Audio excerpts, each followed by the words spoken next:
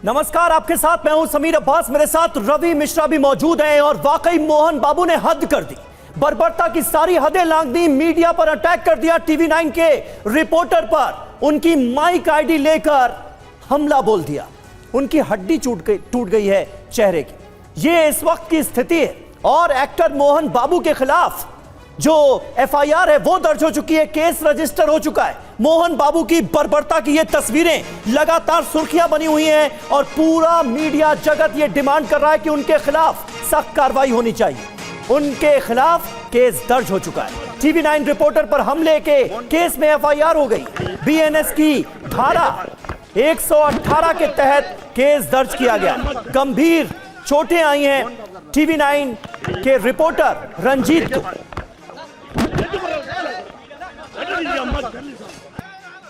मोहन बाबू गाరు చెప్పండి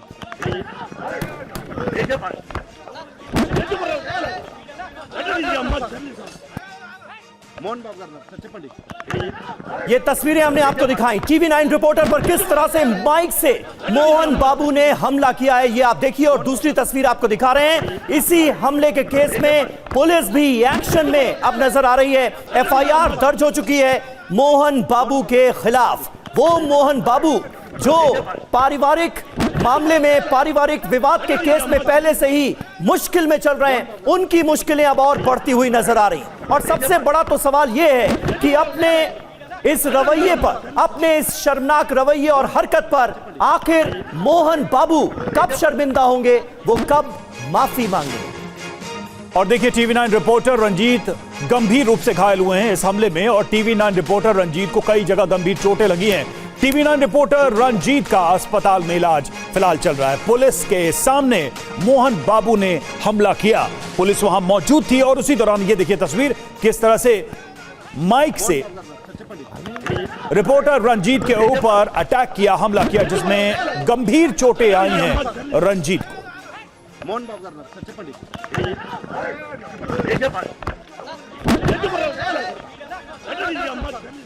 तो रंजीत जिनका इलाज अस्पताल में चल रहा है, आप देख सकते हैं बेड पर हैं, वहां पर पुलिस गई, पुलिस ने उनका बयान लिया और वो तस्वीर भी देखिए जब ये हमला किया गया मोहन बाबू की तरफ से टीवी 9 के रिपोर्टर के ऊपर माइक छीनकर माइक से चेहरे पर वार किया गया और चेहरे पर काफी गंभीर चोटें लगी हैं, कई जगह गंभीर चोटें लगी हैं। इलाज चल रहा है रंजीत का, जो कि हमारे टीवी 9 के संवाददाता हैं और अपना काम करने, सवाल पूछने वहां पर पहुंचे थे।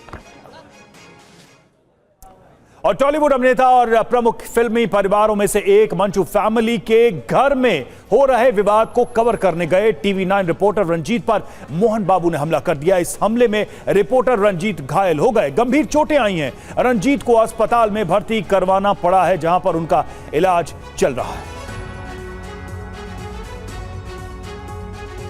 और मोहन बाबू से इस वक्त टीवी 9 का ग्रुप ये डिमांड कर रहा है, ये मांग कर रहा है, मीडिया से माफी मांगो मोहन बाबू। रिपोर्टर से जो बर्बरता की गई है, जिस तरह से सारी हदें लांघ दी गई हैं, कानून को अपने हाथ में लिया गया है, इस बर्बरता पर मोहन बाबू को फौरन माफी मांगनी चाहिए। ये सिर्फ टीवी 9 ही डिमांड नहीं कर रहा है, बल्कि मीडिया जगत से ये डिमांड उठ रही है।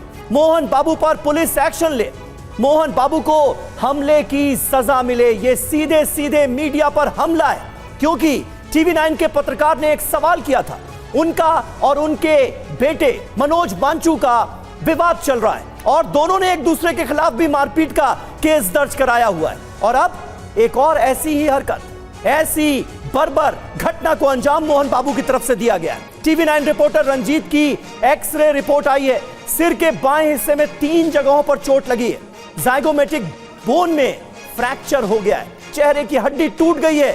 टीवी 9 रिपोर्टर रंजीत की ये देखिए तस्वीरें, इनकी एक्सरे रिपोर्ट भी हम आपको दिखा रहे हैं।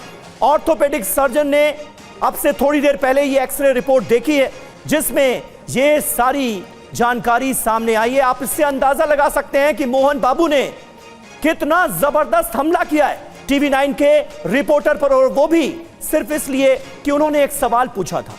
उन्हीं के परिवार में जो विवाद चल रहा है, उनके अपने बेटे के साथ, उसको लेकर सवाल पूछा गया था और उस पर ये एक्टर जो अपने आप को हीरो कहते हैं, वो इतना भड़क गए कि उन्होंने टीवी 9 के माइक आईडी से ही टीवी 9 के रिपोर्टर पर हमला कर दिया।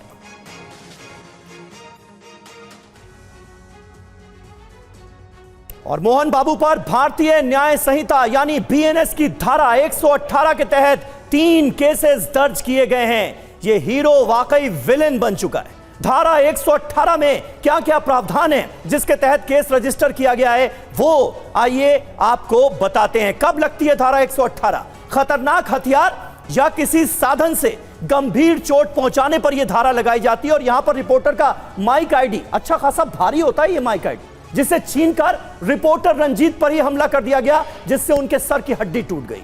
रवि, बिल्कुल। और देखिए, आरोपी व्यक्ति पीड़ित को जानबूझकर नुकसान पहुंचाता है तब लगती है बीएनएस की धारा 118। और क्या सजा इसमें संभव है यह भी देखिए। इसमें क्या प्रावधान है सजा के लिए। कोर्ट से दोषी पाए जाने पर 3 साल की कैद हो सकती है ऐसे मामलों में, यानी कि भारतीय न्याय संहिता के धारा 118 के तहत अगर दोषी पाया जाता, और साथ ही जुर्माना भी लगाया जा सकता है।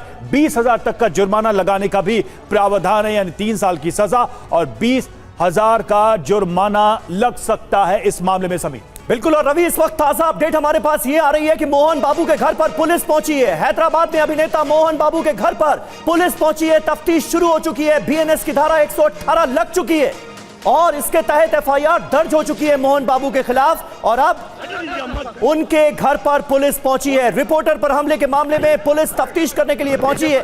टीवी 9 रिपोर्टर पर हमले का यह पूरा मामला है, जिसकी तस्वीरें इस वक्त आपके सामने है। कोई एक्टर भला अपनी जो लोकप्रियता है उसके नशे में चूर होकर ऐसा कैसे कर सकता है, यह सवाल है। वो भी मोहन बाबू जैसा सीनियर अभिनेता।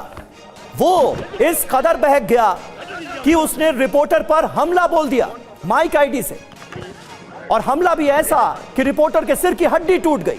तस्वीरें आप देखिए। इस मामले में बुरी तरह फंसते हुए नजर आ रहे हैं मोहन बाबू, और अभी तक मोहन बाबू को अपनी गलती का शायद एहसास नहीं हुआ है। कोई शर्मिंदगी नहीं है, किसी तरह की माफी नहीं मांगी गई है, जबकि पूरा मीडिया जगत यह डिमांड कर रहा है कि मोहन बाबू को अपनी इस शर्मनाक हरकत पर सबसे पहला काम तो यह करना चाहिए कि उन्हें माफी मांगनी चाहिए। हैदराबाद से नूर मोहम्मद हमारे साथ मौजूद हैं। नूर, इतना कुछ हो गया, केस रजिस्टर हो गया, कानून अपना काम करेगा, लेकिन इस शख्स के अंदर इतनी भी शर्मिंदगी नहीं है कि रिपोर्टर पर हमले के बाद वो माफी मांगे।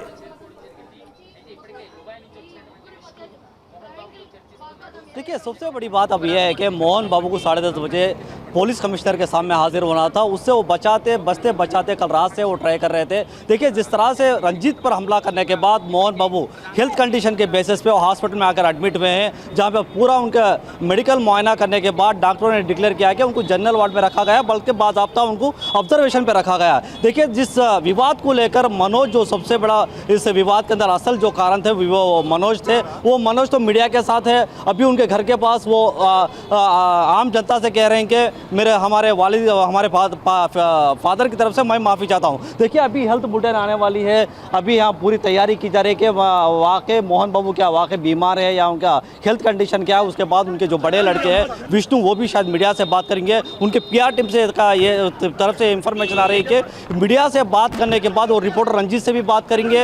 हो सकता है कि आज शाम तक मोहन बाबू भी रंजीत से बात करने वाले हैं। इस तरह मोहन बाबू की मीडिया पीआर टीम की तरफ से खबर आ रही है। देखिए, जिस तरह से जो मामला जो साउथ के इलाकों के अंदर मोहन बाबू कोई छोटा मोटा नाम नहीं है, बहुत बड़ा नाम है। फिल्म इंडस्ट्री के अंदर हो या राजनीति के अंदर हो, इनका काफ़ी पहचान रही है। बहुत सारे लोग इनको फॉलो भी करते हैं। इनके अरबों रुपए की जो प्रॉपर्टी है, इसमें लेकर इनकी परिवार के अंदर झगड़ा था। पिछले 3 दिन से हैदराबाद के अंदर ये मामला चल रहा है और कहीं ना कहीं तेलंगाना पुलिस की गलती की वजह से आज ये नौबत आई। अगर सही वक्त में तेलंगाना पुलिस अगर इस मामले को अगर निपटाती थी तो शायद कल ये नौबत नहीं आती थी। देखिए, कल मनोज उनके घर पे गए थे, उन्होंने अपनी बेटी से मिलने के लिए। कल सुबह के टाइम पे वो परिवार के साथ इस मसले को हल करना चाहते थे, मगर किसी भी तरह से बात नहीं बनी तो मनोज पलट के चले गए।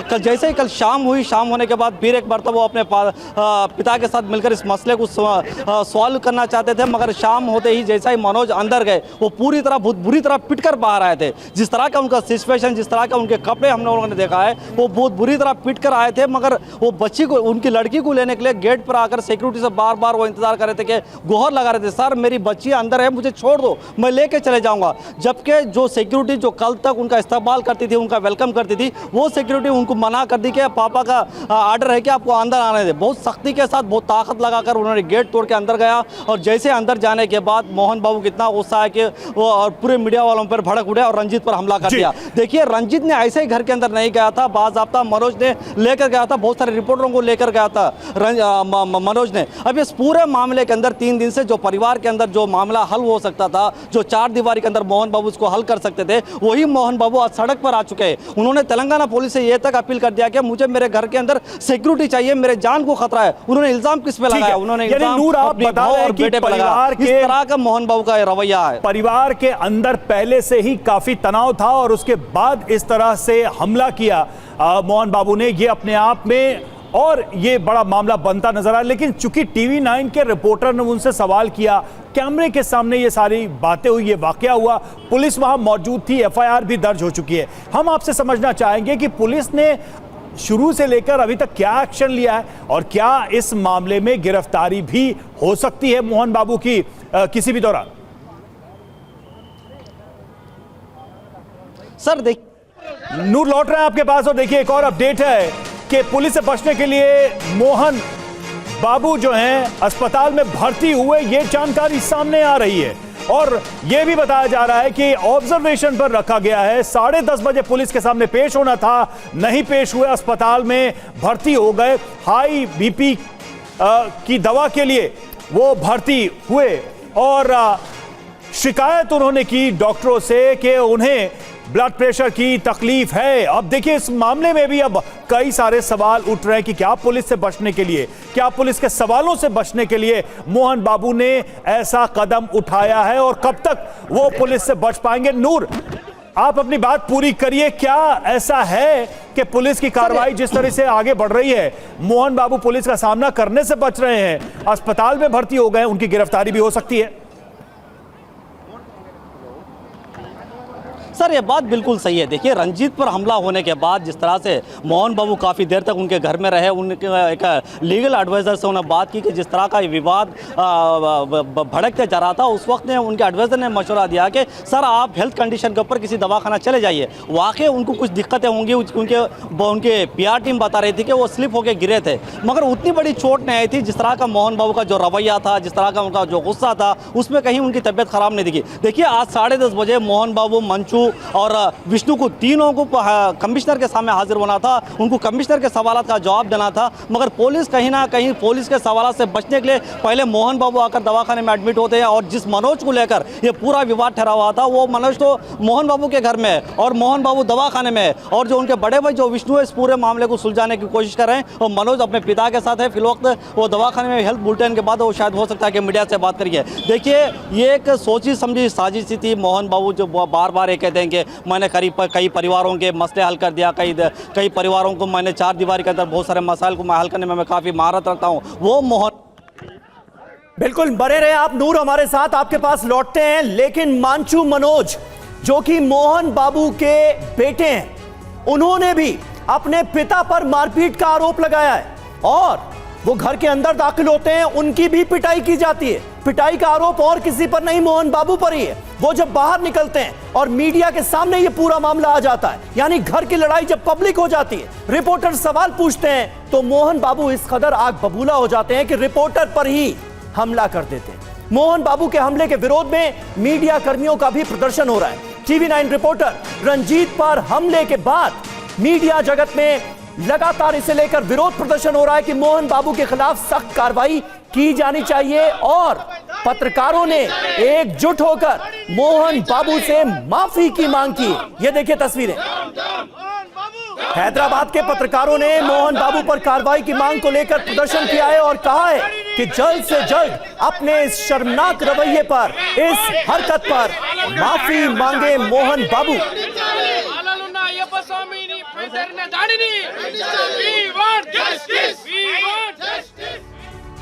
तो देखिए, अपनी हरकतों की वजह से कैसे एक हीरो विलन बन गया और कई सारे सवाल भी हैं जो टीवी 9 पूछ रहा है कि मीडिया की आवाज क्यों दबाने की कोशिश की गई? इस हरकत के लिए मोहन बाबू कब माफी मांगेंगे? मोहन बाबू ने पत्रकारों पर हमला क्यों किया? मीडिया की आवाज को क्यों वो दबाना चाहते थे? ऐसा क्या पूछा जा रहा था जिससे उन्होंने अपने हीरो की इमेज छोड़ के विलन का रूप दिखाया है दुनिया को, मीडिया को, लोगों को, अपने फैंस को? तो ये कई सारे सवाल है जो टीवी 9 पूछ रहा है। और सबसे बड़ी बात कि कब माफी मांगेंगे मोहन बाबू और पुलिस उन पर कब एक्शन लेगी, कार्रवाई करेगी? क्योंकि मोहन बाबू को लेकर जो जानकारी सामने आ रही है उसमें यह कि पूछताछ के लिए शामिल होना था मोहन बाबू को, मोहन बाबू नहीं गए।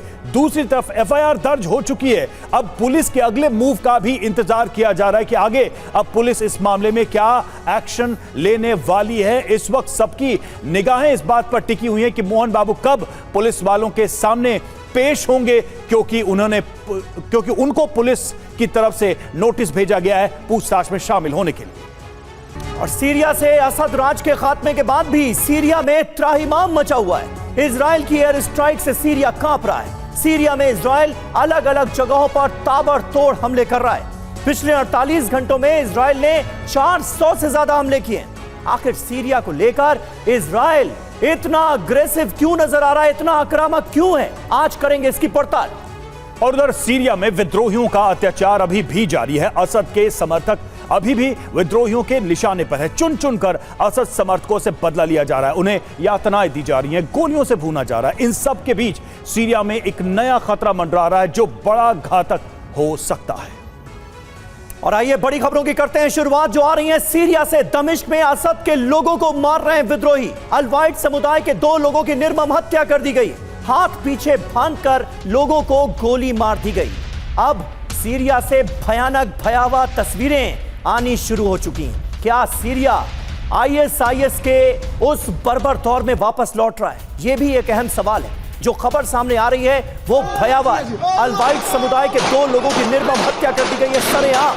हाथ पीछे बांधकर इन लोगों को गोली से उड़ा दिया गया सरेआम, सबके सामने। ये देखिए,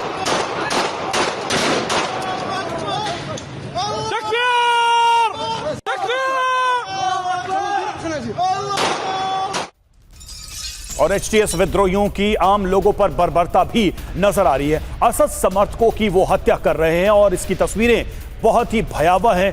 बर्बर तस्वीरें सामने आ रही हैं। अब एचटीएस के जो लड़ाके थे किस तरह से शहरों में घुसकर ये आतंक मचा रहे हैं, वो तस्वीरें भी सामने आ रही हैं।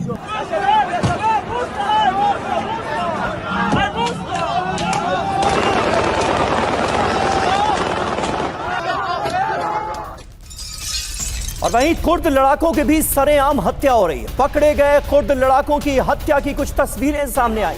लड़ाकों को विद्रोहियों ने गोली मार दी। ये देखिए, पहले उन्हें पीटा जाता है और उसके बाद गोलियों से भून डाला जाता है। तस्वीरें आपके सामने हैं। ये इस वक्त तख्ता पलट के बाद के सीरिया के हालात हैं।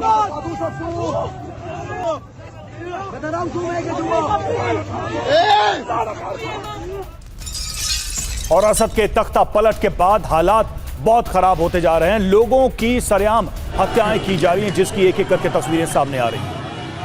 अल्लाहु अकबर, अल्लाहु अकबर। करमतुल अर्द।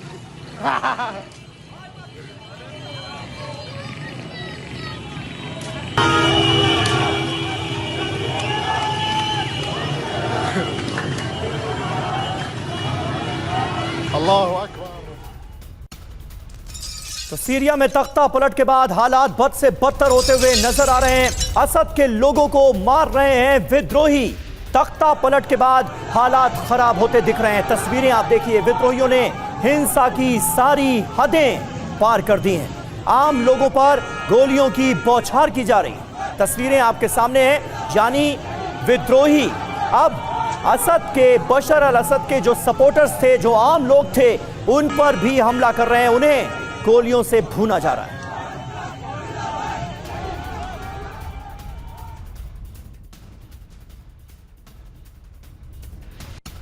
तो लगातार ये हिंसा जारी है और किस तरह से विद्रोही सारी हदें पार कर रहे हैं। असद के लोगों को ये विद्रोही चुन चुन कर खत्म कर रहे हैं और आम लोगों पर भी गोलियों की बौछार इनके द्वारा की जा रही है। तस्वीरें आप देखिए, ये जो अब सामने आ रही है सीरिया से तस्वीर।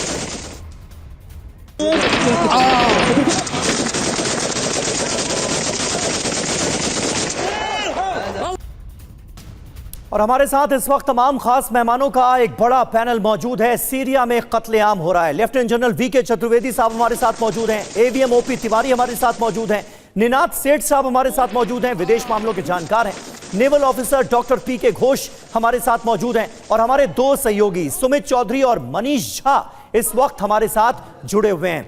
मनीष, कहां तो यह कहा जा रहा था कि सीरिया में तख्ता पलट के बाद बशर अल असद की सरकार में जो खराब हरकतों का दौर था वो थम जाएगा और लोगों को एक स्थायित्व मिलेगा। मकसद तो यही था अमेरिका का इस विद्रोह को आगे बढ़ाने के पीछे, लेकिन हालात तो बद से बदतर होते हुए नजर आ रहे हैं। क्या सीरिया आईएसआईएस के दौर का जो पुराना सीरिया था उस स्थिति में लौटता नजर आ रहा है क्या? इस वक्त तो सड़कों पर जमकर बर्बरता हम देख रहे हैं।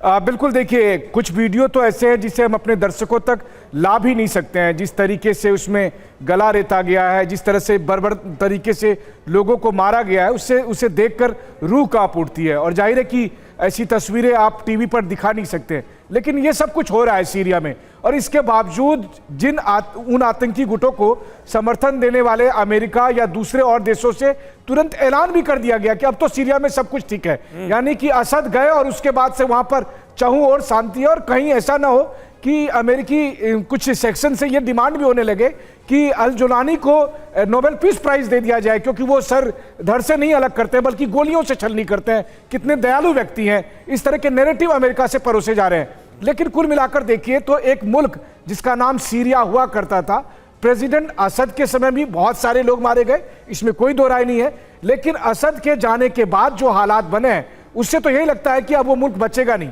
और बहुत हद तक ये बातें कही भी जा रही है कि इसका एक हिस्सा इजराइल के पास होगा, एक हिस्सा तुर्की के पास होगा, एक हिस्सा पर अमेरिकन फौज होगी और बाकी बचे कुछ हिस्से में तमाम आतंकी गुट अलग अलग जगह पर राज करेंगे। अल जुमानी उसका नेतृत्व करेगा और फिर इस तरह से कत्लेआम का सिलसिला जारी रहेगा। बिल्कुल, और यही तस्वीर कम से कम इस वक्त नजर आ रही है कि सीरिया में जो कुछ भी हो रहा है वो बता रहा है, दिखा रहा है कि सीरिया अपने सबसे बुरे विघटन के दौर में प्रवेश कर चुका है। और देखिए 48 घंटों में आईडीएफ का सीरिया में बड़ा अटैक हुआ है। आईडीएफ के फाइटर जेट ड्रोन से सीरिया पर हमला कर रहे हैं। असद शासन के हथियारों को निशाना बनाया जा रहा है। 350 से ज्यादा एयर स्ट्राइक की गई आईडीएफ के द्वारा। सीरिया की अल बायदा बंदरगाह में हमला हुआ है। सीरिया के लताकिया बंदरगाह पर भी किया गया है अटैक। तो एक के बाद एक इजराइल की तरफ से हमलों का सिलसिला जारी है। सीरिया के अल बायदा बंदरगाह को भी इजराइल ने बनाया है निशाना। यहां पर कई जहाज बंदरगाह पर अटैक की चपेट में आए।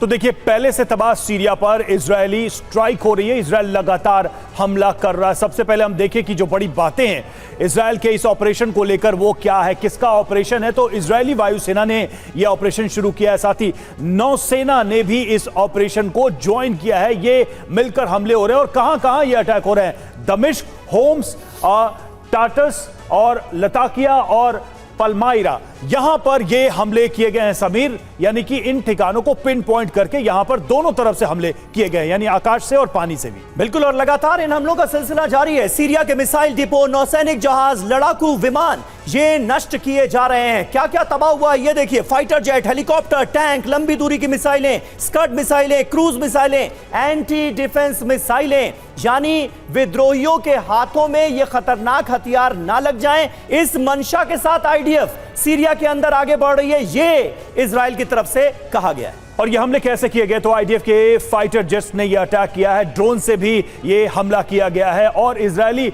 ऑपरेशन का जो नाम है वो बाशान एरो नाम दिया गया है, जिस ऑपरेशन के तहत सीरिया में ये जॉइंट अटैक किया जा रहा है। और इस वक्त आप देखिए कि सीरिया की जो बची खुची ताकत थी उसको भी डिस्ट्रॉय किया जा रहा है। सबसे बड़ी बात यही है कि इजरायल अपने बिल्कुल ब्लूप्रिंट के हिसाब से आगे बढ़ रहा है। निनाद सर, सवाल यहां पर यही उठ रहा है कि क्या यह पूरी स्क्रिप्ट का एक हिस्सा है जो सीरिया में सक्सेसफुल होते हुए हम देख रहे हैं, and Iran is in waiting, next is Iran? देखिए, पार्टी तो अभी बाकी है। 3 इसमें पहलू हैं। पहली बात यह है कि किसी को भी पैर जमाने नहीं देना चाहता इजराइल, क्योंकि इजराइल के पास एक नया खतरा नेबरहुड में आ गया है, इस्लामिक स्टेट। अब इस्लामिक स्टेट अगर अटैक करता है तो हमास टाइप अटैक उसकी बॉर्डर से आ सकता है। उस पॉसिबिलिटी को पूरी तरह जब तक वो ख़त्म नहीं करता तब तक ये जारी रहेगा। पर ये सिर्फ ओवर्टली जारी नहीं रहेगा, एयरफोर्स की बॉम्बिंग से जारी नहीं रहेगा, ये एक गुप्त रूप से भी जारी रहेगा। उनके जो गुट हैं उनको तोड़ा जाएगा, उनको खरीदा जाएगा और उनको अपने वश में किया जाएगा। इजराइल खतरा नहीं लेगा। इजराइल ने पहले ही अटैक करके 48 घंटों में ये बता दिया है। इसका दूसरा पहलू ये है कि अमेरिका जो अभी एक्टिव है, उससे अगर आपको याद हो तो कल 2 दिन पहले ट्रंप ने ट्वीट किया था कि हम 1 पैसा सीरिया के लोगों को नहीं देंगे, हम हट जाएंगे।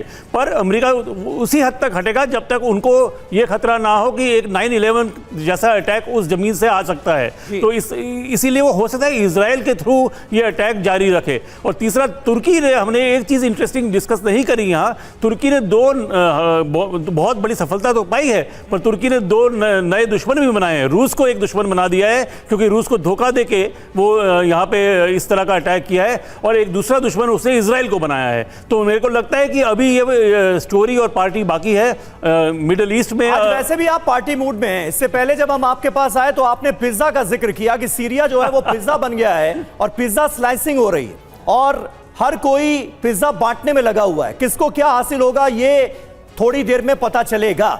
और अब आप पार्टी की बात कर रहे हैं, पार्टी किसके लिए? Lieutenant general VK Chaturvedi ji, हालांकि लाइटर मोड पर हम बात कर रहे हैं, हालात वहां पर बहुत ज्यादा गंभीर हैं। सीरिया क्या अब एक देश नहीं रहेगा? ये अपने आप में एक बड़ा सवाल है। जिस हिसाब से हमें तमाम बड़े मुल्कों का इन्वॉल्वमेंट वहां पर नजर आ रहा है और जिस तरीके से सीरिया की सरजमीन की बंदरबांट नजर आ रही है। समीर, आपने बहुत महत्वपूर्ण प्रश्न उठाया है। सीरिया का अस्तित्व आज खतरे में है, इसमें कोई शक नहीं। बट जो आजकल विश्व के हालात नज़र आते हैं उसमें मैं समझता हूँ कि किसी देश को पूरी तरह से ख़त्म करना अब नामुमकिन है। लेकिन अस्थिरता, अराजकता का माहौल सीरिया में कुछ दिनों तक चलेगा और एक ऐसी स्थिति, जबकि एक तानाशाही ख़त्म होती है जिसने बर्बरता और क्रूरता की सारी हदें पार की थीं, उसके बाद जब एक जनता सोचती है कि कुछ अच्छा समय आएगा, वो अब नहीं आने वाला जब तक कि एक शासन की प्रणाली विधि के तहत कार्य करे वहाँ पे। और वो मेरे को आज नहीं लगता। अराजकता का माहौल है। हर पड़ोसी देश अपने डिफेंसिव पोजीशन को, अपनी स्ट्रेटजिक पोजीशन को, अपनी जियोपॉलिटिक्स को ठीक करने के लिए लगा हुआ है। इजराइल उसमें ही है। सबसे जो एक खतरनाक पहलू है इसका, जो वेपन्स हैं, लॉजिस्टिक्स हैं, जो एम्यूनिशंस हैं, जो वहाँ पे स्टॉक्स में पड़े हुए हैं, वो कहीं गलत हाथों में ना चले जाएं। इनको या तो डिस्ट्रॉय किया जाए या एक सुरक्षित हाथों में पहुंचे जिससे कि उसका कंट्रोल वहाँ ठीक रहे। एक बहुत ही मैं समझता हूँ आज गंभीर स्थिति है जिसके लिए कि सब लोगों ने प्रयत्न करना चाहिए कि वहाँ जल्दी से जल्दी एक प्रजातंत्री माहौल, वातावरण। बिल्कुल, लेकिन सर इसके हालात दिखाई नहीं दे रहे हैं क्योंकि जो लोग आए हैं और उनके जो वीडियोस अभी थोड़ी देर पहले हम दिखा रहे हैं, ऐसा लग नहीं रहा है कि वो डेमोक्रेसी जैसी किसी चीज में बिलीव भी या विश्वास भी करते हैं। जिस तरह का एग्जीक्यूशन, मास एग्जीक्यूशन वो भी कर रहे हैं असद के ही, अगर कहा जाए तथाकथित असद के ही अंदाज में। और देखिए सीरिया में इजरायली हमला क्यों हुआ, कुछ पॉइंटर्स, कुछ महत्वपूर्ण बिंदु हम आपके सामने रखने जा रहे हैं। असद शासन के पतन के बाद का जो डर है वो है, और अराजक सीरिया नया खतरा है अपने आप में। इसलिए ये हमले हो रहे हैं कि जो एनार्की के स्टेट में सीरिया चला गया है वो कहीं इजराइल के लिए बड़ा खतरा न साबित हो जाए। पहले से ही ये सारे कदम उठाए जा रहे हैं और आपको याद होगा कि तालिबान के हाथ जैसे अमेरिकी हथियार लगे थे, इजराइल को लगता है कि कहीं वो हथियार इन लड़ाकों के हाथ में न चले जाए।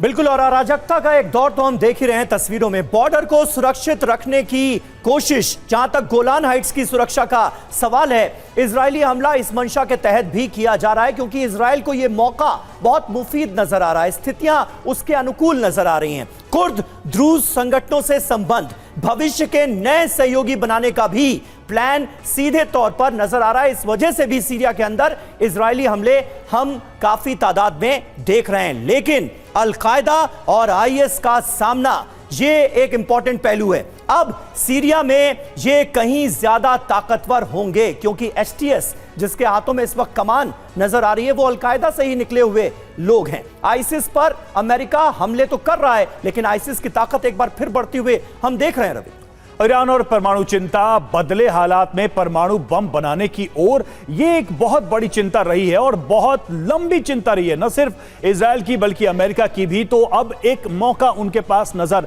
ऐसा आ रहा है। सुमित, आपसे यह सवाल है मेरा कि ये सारी जो कहानी हमें इस वक्त दिख रही है, क्या कोई हिस्टोरिकल मिस्टेक ईरान की तरफ से तब हो गई जब म्यूजिकल फेस्ट में इजराइल के ऊपर हमला किया गया और उसका ये कल्मिनेशन हम देख रहे हैं कि गाजा और उसके बाद लेबनान और अब सीरिया और खुद अब ईरान पे खतरा, वो क्या एक हिस्टोरिकल मिस्टेक थी? देखिए बिल्कुल, अगर आप देखें कि हमास ने जब अटैक किया था 2023 के अंदर, तब ये कहा गया था जो ना सिर्फ ट्रेनिंग थी बल्कि जो आर्म्स एंड एम्यूनिशंस पकड़े गए थे, क्योंकि मैं उस समय वहाँ मौजूद था, तो वो सारे आर्म्स एंड एम्यूनिशन या तो ईरान के थे या फिर नॉर्थ कोरिया के थे। और कई आर्म्स एंड एम्यूनिशन ऐसे भी मिले जो वाया रशिया होकर खासतौर पर हमास के पास पहुंचे थे। तो ये ज़रूर था कि इजराइल ये मन बना चुका था कि हमें सिर्फ और सिर्फ हमास का खात्मा नहीं करना, हमें उस पूरी चेन का खात्मा करना है। लगातार उन ट्रेनिंग पैटर्न्स को या फिर ट्रेनिंग जो उनके जो मास्टर्स हैं उनको हमें उनको न्यूट्रलाइज करना है। और यही वजह है, एक के बाद एक, हमास हो, हिजबुल्लाह हो, आप देखिए लगातार इजराइल के जो ऑपरेशन है एक के बाद एक करते जा रहे हैं। और अगर आपको याद हो कि यूएन में नेतन्याहू ने जो तस्वीरें दिखाई थी, उन्होंने बताया था कि देखिए सिर्फ और सिर्फ हमास नहीं है, उसके साथ में सीरिया भी उन्होंने दिखाया था, उन्होंने इराक भी दिखाया था, उन्होंने सीधे तौर पर ईरान का भी जिक्र किया था। तो ये मान के चलिए कि उनकी स्ट्रैटेजी एक लंबी स्ट्रैटेजी है, जहां पर वो एक एक प्रॉक्सी को, एक एक प्रॉक्सी स्टेट्स को इसी तरीके से कैप्चर करेंगे या फिर उनको न्यूट्रलाइज करेंगे। और वही हम अब सीरिया में होते देख रहे हैं। सीरिया के अंदर इजराइल का मकसद ये नहीं है कि वो सिर्फ एसटीएस के हाथ में हथियार ना है, उनका मकसद ये भी है कि लंबे समय तक यहां पर जो भी आर्म फोर्सेज आए सीरिया के अंदर, उनकी आर्मी हो, उनके पास वो कैपेबिलिटीज ना हो कि वो किसी भी तरीके से कोई काउंटर मेजर ले सके इजराइल के खिलाफ। और यही इजराइल कर रहा है, सोच समझकर बहुत अच्छी तरीके से उन्होंने पूरे उनके एयरफोर्स को खत्म कर दिया है, उनके एयर डिफेंस मैकेनिज्म को खत्म कर दिया है, उनकी नेवल पावर को खत्म कर दिया है। यानी अब आने वाले वक्त में 10 साल तक भी आप देखेंगे सीरिया के पास कुछ बचेगा नहीं, खासतौर पे काउंटर मेजर्स लेने के लिए मिलिट्री पॉइंट ऑफ व्यू से। बिल्कुल, ये बहुत महत्वपूर्ण बात है और आपने जो बातें कही उससे इजराइल के इरादे बिल्कुल साफ हो जाते हैं कि इजराइल सीरिया को लेकर आखिर चाहता क्या है। वहीं हमलों के बाद इजरायली सेना का देखिए बयान भी सामने आ गया है, सीरिया के रणनीतिक ठिकानों पर हमने हमले किए हैं। सीरिया में तख्ता पलट का सबसे ज्यादा फायदा इजराइल उठा रहा है। वो बिना किसी रोक टोक या डर के अपने पड़ोसी देशों पर हमले कर उनकी जमीनों पर कब्जा कर रहा है। सीरिया में सरकार गिरते ही उसने सीरिया पर हमला करना शुरू कर दिया और इजरायली सेना गोलान हाइट्स से बहुत आगे तक पहुंच गई और सीरिया में कब्जे का अभियान भी तेज कर दिया है। लेबनान में समझौते के बाद एक बड़े हिस्से को इजराइल ने लगभग अपना बना लिया है। गाजा को पूरी तरह से समतल कर उसने उत्तरी गाजा पर कब्जा शुरू कर दिया है। उत्तरी गाजा में इजराइल ने कॉलोनियां बसानी भी शुरू कर दी हैं। इजरायली सेना यही काम वेस्ट बैंक में भी कर रही है, मतलब कई इलाकों पर कब्जा कर वहां इजराइल के लोगों को बसाया जा रहा है। और इस तरह नेतन्याहू और उनकी सेना एक साथ 4 फ्रंट पर अपनी विस्तारवादी नीति को गति देकर ग्रेटर इजराइल बनाने के मिशन में जुट गई है। तो ये इजराइल की अभी तक की गतिविधियां दिखाई दे रही हैं। और देखिए, सीरिया पर जारी हमलों के बीच नेतन्याहू ने सीरिया के शासन को चेतावनी दी है। और सीरिया में केमिकल हथियारों का भी खतरा है, विद्रोहियों के हाथ लग सकते हैं केमिकल वेपन्स। सीरिया में केमिकल हथियार असुरक्षित हैं। आईडीएफ की केमिकल हथियारों पर भी स्ट्राइक की खबर अब सामने आ रही है। इजरायली डिफेंस फोर्सेस लगातार हमले को जारी रखते हुए और अब जो केमिकल वेपन्स हैं वो कहीं विद्रोहियों के हाथ में ना आ जाएं, इसलिए ये स्ट्राइक्स की जा रही हैं इजराइल की तरफ से सीरिया के अंदर। बहुत बड़ी चिंता है ये इजराइल की। ओपी तिवारी सर, अब बात कुल मिलाकर ये समझ में आ रही है कि सीरिया तो डिस्ट्रक्शन के रास्ते पर जा चुका है। क्या कहीं कोई इंटरनेशनल इंटरवेंशन हो सकता है इस सिचुएशन को रोकने के लिए, या फिर सीरिया के लोगों को और सीरिया के भविष्य को इन कुछ प्लेयर्स के हाथ में छोड़ दिया गया है? रवि, इंटरनेशनल इंटरवेंशन की जरूरत अवश्य पड़ेगी, लेकिन उसके पहले कुछ देश हैं जिनके पर्सनल इंटरेस्ट इन्वॉल्व है।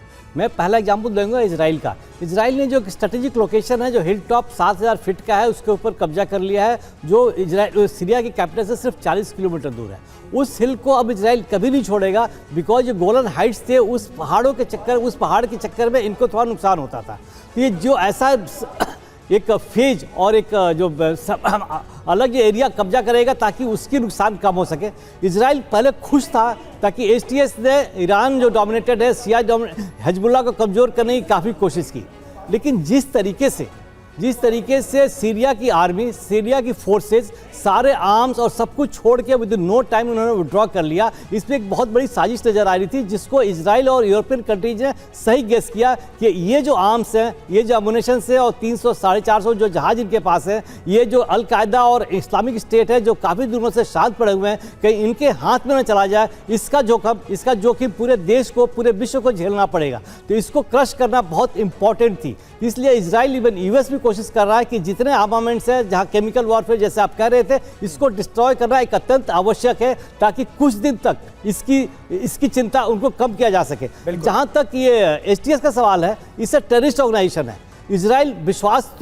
इजराइल को खुशी हुई कि एसटीएस ने ये हिजबुल्लाह को कमजोर करने के लिए ईरान समर्थित जो प्रॉक्सीज थे उनको हटा दिया, लेकिन ये टेररिस्ट ऑर्गेनाइजेशन को पूरे लंबे समय तक इन पर विश्वास करना, इनके भरोसे रहना सरासर गलत है, बिकॉज इनको तो जहां से फंडिंग आती है उसकी तरफ उनको झुकाव हो जाता है। तो जो डैमेज करने वाले हथियार थे, इसलिए डिस्ट्रॉय करना अत्यंत आवश्यक है। और जहां तक इंटरनेशनल इंटरफेरेंस का आवश्यक है, देखिए सीरिया में 75% सुन्नीस थे और अलवाइट जो खाली 13% थे। बहुत दिनों से डिक्टेटरशिप उसको रूल किया जा सकता था, लेकिन इस इंटरवेंशन जब आएगी, जब मेजॉरिटी में जितने प्रॉक्सी हैं, वहाँ एन नंबर ऑफ ग्रुप्स हैं, कोई लड़ रहा है, कोई सीरियन नेशनल आर्मी के साथ है, कोई सीरियन डेमोक्रेटिक फोर्स के साथ है, कोई अलकायदा के साथ है, कोई अरब डोमिनेटेड प्रॉक्सीज के साथ है। ये सब जब तक इकट्ठा कब होंगे? जब थोड़ा डर पैदा होगा या इनकी टेरर फंडिंग खत्म हो जाएगी, जब पैसे कम होंगे। इसलिए इस तरीके से फॉरेन इंटरवेंशन रिक्वायर्ड है, ताकि जो इनको फंड कर रहे हैं वो कम कर दें और इनको इकट्ठा किया जा सकते हैं। अब ये ग्रुप इकट्ठा तभी होंगे जब यहाँ एक सुन्नी डोमिनेटेड, बिकॉज सीरिया की जनता जो थी पिछले 30-40 साल से जिस तरीके से खराब शासन और या डर के मारे जिस तरीके से मैसेकर होता था, उसको फेस कर रही थी। बिल्कुल, लेकिन सर, जिस तरह का कैरेक्टर इन सभी ग्रुप्स का है, ऐसा लग नहीं रहा है कि अगर वो सत्ता संभालने की कोशिश भी करते हैं तो बहुत पीसफुल एनवायरनमेंट सीरिया में रहेगा, बहुत कुछ स्टेबल रह पाएगा। ये सवाल है यहां पर, क्योंकि जो आउटफिट्स हैं वो बड़े खतरनाक टेररिस्ट ग्रुप रहे हैं पीछे, और उनकी करतूतें पूरी दुनिया ने देखी हैं। और इस बीच देखिए, सीरिया में तख्ता पलट के बाद जॉर्डन की चिंता बढ़ गई है। जॉर्डन को सीरिया बनने का डर सता रहा है। जॉर्डन में सरकार के खिलाफ विद्रोह की आशंका बनी हुई है।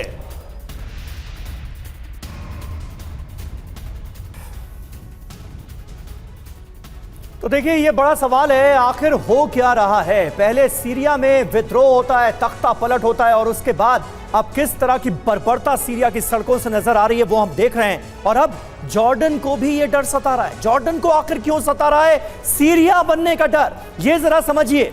जॉर्डन की सीमा सीरिया, इराक और इजराइल से लगती है। 1.25 करोड़ की आबादी में 60% फिलिस्तीनी और 10 लाख सीरियाई शरणार्थी हैं।